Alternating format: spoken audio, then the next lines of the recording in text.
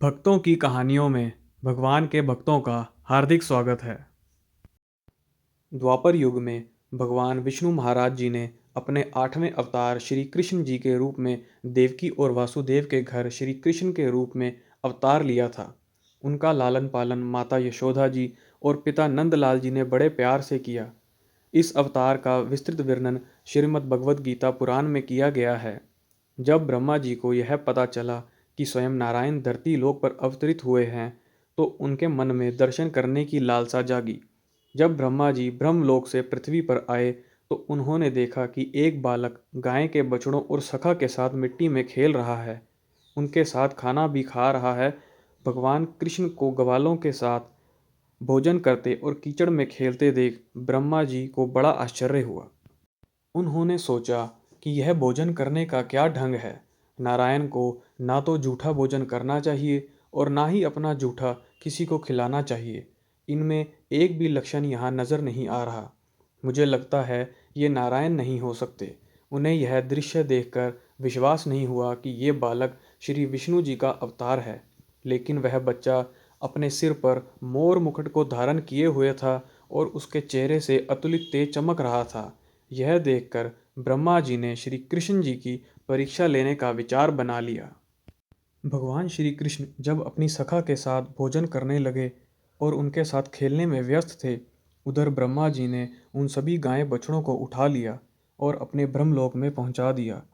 गाय बछड़ों को नहीं देख उनके सखा बोले, हे लल्ला, देखो दूर दूर तक एक भी गाय बछड़े दिखाई नहीं दे रहे। लगता है वे सभी के सभी जंगल में खो गए हैं। चलो उन्हें ढूंढते हैं। अब श्री कृष्ण बोले, तुम लोग यहीं रुको, मैं उन सभी को ढूंढ के लाता हूँ। अब भगवान गायों और बछड़ों की खोज में जंगल की ओर निकल गए और दूर दूर तक देखने पर भी उन्हें कुछ दिखाई नहीं दिया। पूरे जंगल की खोज की और एक भी गाय का बछड़ा उन्हें नहीं दिखा। उन्हें बड़ा ही आश्चर्य हुआ। यह सब कैसे हो सकता है? अचानक से हजारों गायें बछड़े कहाँ गायब हो सकते हैं? इधर श्री कृष्ण जी को नहीं देख ब्रह्मा जी को मौका मिला और उन्होंने उन सभी गवालों को उठाकर अपने ब्रह्मलोक में लेकर चले गए। जब थक हार कर श्री कृष्ण जी अपने गवालों के पास आए, उन्हें वहाँ नहीं पाकर उन्हें बड़ा आश्चर्य हुआ। यह कैसे हो सकता है? अब भगवान श्री कृष्ण को लगा कि ज़रूर कोई अनहोनी हुई है। फिर प्रभु अपनी ध्यान मुद्रा से सब समझ गए कि ये सभी ब्रह्मा जी का ही चमत्कार है।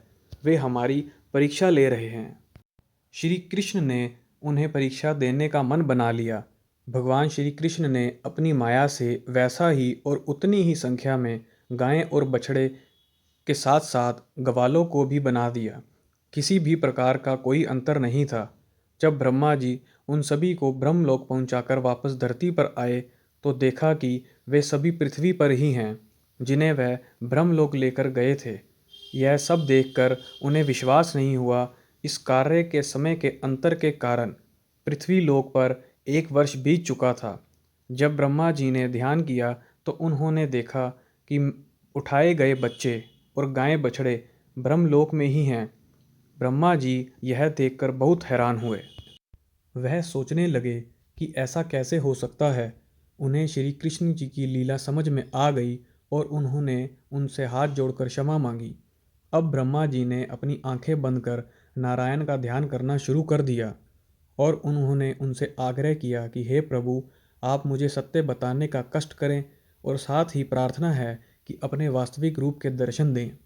जिसके बाद भगवान श्री कृष्ण अपने विराट रूप में उनके सामने प्रकट हुए और ब्रह्मा जी से बोले, इस संसार में सब कुछ उन्हीं से उत्पन्न हुआ है। भगवान श्री कृष्ण के विराट रूप को देखने के लिए वहाँ हजारों की संख्या में ब्रह्मा आए। उन ब्रह्मा में किसी के 3 सिर, किसी के 4 सिर, किसी के 5 सिर और किसी के 100 सिर थे। ब्रह्मा जी ने अपने अलावा वहाँ हजारों की संख्या में ब्रह्मा को देखकर उन्होंने भगवान श्री कृष्ण के विराट रूप से पूछा कि हे प्रभु, आप यह बताने का कष्ट करें कि यह आपकी कैसी लीला है कि मेरे जैसे हजारों की संख्या में इस लोक में ब्रह्मा। इस पर उन्होंने कहा कि ब्रह्मा जी, इस संसार में आप अकेले ही ब्रह्मा नहीं हैं, बल्कि इस लोक में जितने भी ब्रह्मांड हैं उतनी ही संख्या में ब्रह्मा हैं। इस लोक में कहीं ब्रह्मांड हैं जहाँ कहीं ब्रह्मा देव मौजूद हैं और प्रत्येक को अपना अपना कार्य निर्धारित किया हुआ है।